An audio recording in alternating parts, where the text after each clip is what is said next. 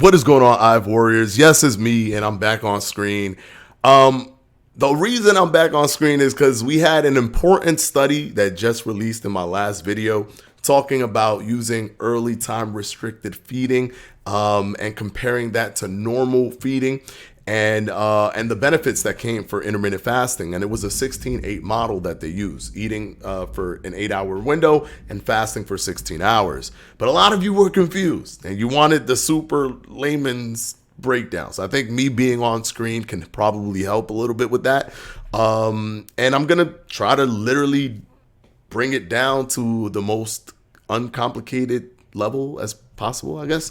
All right, here we go.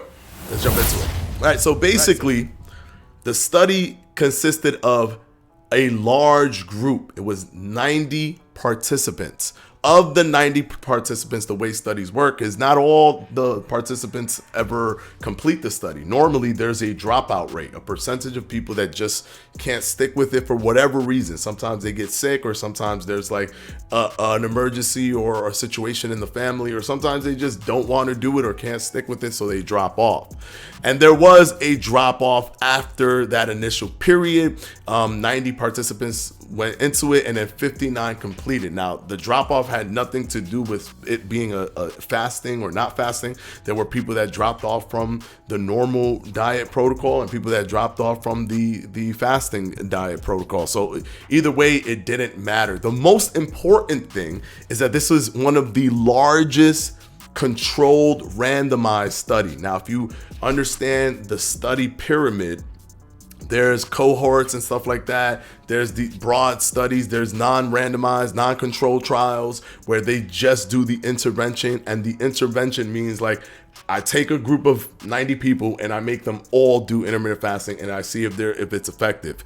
You can see if it's effective with all of them doing intermittent fasting, but you can't compare it to normal eating, right? You won't be able to do that because that data point will only tell you what happened when 90 people fasted, not what happened when under the same control 90 people fasted, or half of those people fasted and half of those people did normal eating, which didn't consist of fasting. Now, there were some things that you guys were confused about. You guys were like, wait, that's not 8 hours from 7 to 5 and all this. That doesn't represent the exact hours that the participants were doing. That represents the range. You could do anything you want. For example, you could do 8 to 4, right? You could do 9 to 5, or you could do 7 to 3.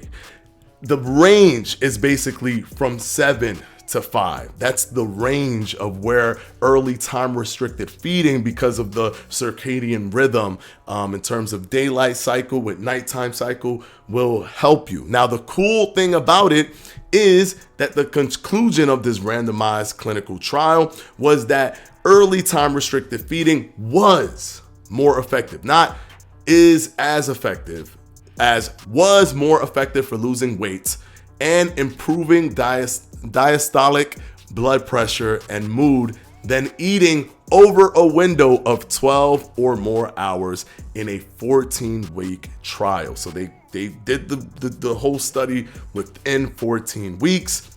The intermittent fasting group did 8 hours, but it was in a morning range from 7 to 5, which means it could have been 7 to 3, or it could have been 8 to 4, or it could have been 9 to 5.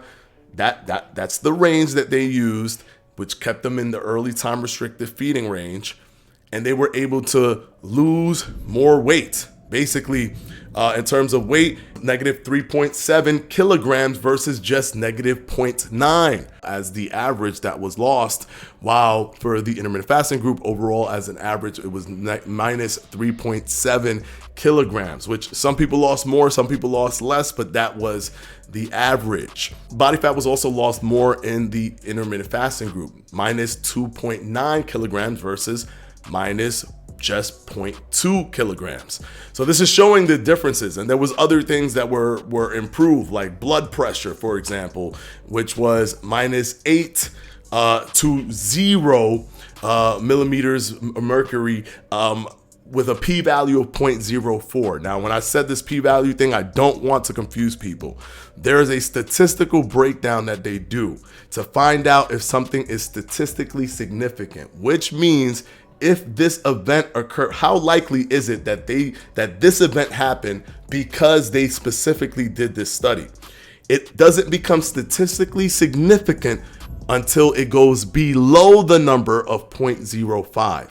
Once it goes below 0.05, it is more than likely that that this event took place specifically because of this specific protocol or method that was used. So 0.04 is less, and the lower it goes is less than 0.05, which is the threshold for to be statistically significant. And the lower it goes, the more statistically significant it is. So overall, all you need to know about this study is that it was the largest ever done. So the sample size was big for a randomized controlled trial that controlled the food and the fitness. So basically the calories in portion and the calories out portion. That is important because a lot of times, sometimes they'll control the food, but they don't know what's going on with the physical activity, or they'll control the physical activity, but they don't know what's going on with the food. They control for both, and they had around 90 participants, of 59 of which completed it. So this is the largest randomized control trial. So hopefully you guys understood it this way. I know it was a little bit weird. I do apologize if it was a little bit confusing. That was not my goal. But let me know what you think down in the comment section below. If you want a more detailed breakdown of the study itself, you can click the link right here. I literally talk about it and break it all down for you. But this is the less confusing, more simplified version. I'll see you guys in the next one. Peace.